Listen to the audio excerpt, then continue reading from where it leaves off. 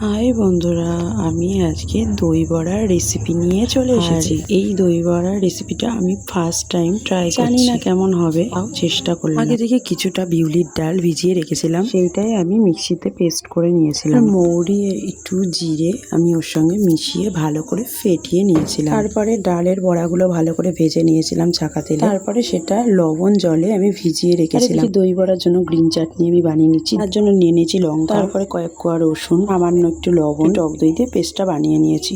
আর এদিকে আলাদা বাটিতে আমি দইটা নিয়ে নিয়েছি, তার মধ্যে একটু ঠান্ডা জল আর খানিকটা চিনি দিয়ে আমি ফেটিয়ে নেব।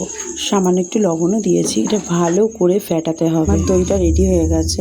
আর এদিকে তেঁতুল দিয়ে একটা চাটনি বানাবো বলে তেঁতুলটা রেডি করছি। এই চাটনিটা বানানোর জন্য আমি চিনি দিয়েই করেছিলাম, অনেকে গুড় দিয়ে করে, চিনি দিয়ে করেছি।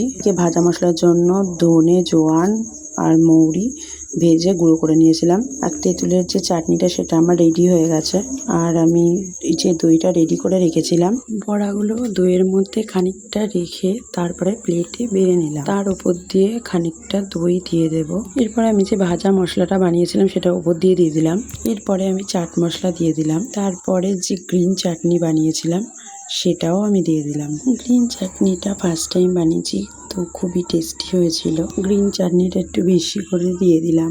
এরপরে তেঁতুলের যে মিষ্টি চাটনিটা বানিয়েছিলাম সেটা আমি দিয়ে দিলাম। যখন এই প্লেটটা বানিয়েছিলাম তখন একটু পাতলাই ছিল, পরে চাটনিটা যখন ঠান্ডা হয়ে গেছে তখন প্রচুর গাঢ় হয়ে গেছিল। তেঁতুলের চাটনিটাও খুব সুন্দর হয়েছে।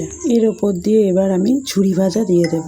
ওপর দিয়ে আমি কিছু ভুজিয়া আমি দিয়ে দিলাম, একটু বেশি করেই দিয়ে দিলাম। তারপরে একটু ওপর দিয়ে বিট লবণ ছড়িয়ে দিলাম। তো আমার রেডি হয়ে গেল দই বড়া। তো আজকের রেসিপি আমার রেডি হয়ে গেছে। তোমরা বলো কেমন হয়েছে। ফার্স্ট টাইম আমার এই রেসিপিটি ভালো লাগলে একটা লাইক আর ছোট্ট কমেন্টস করে দিও।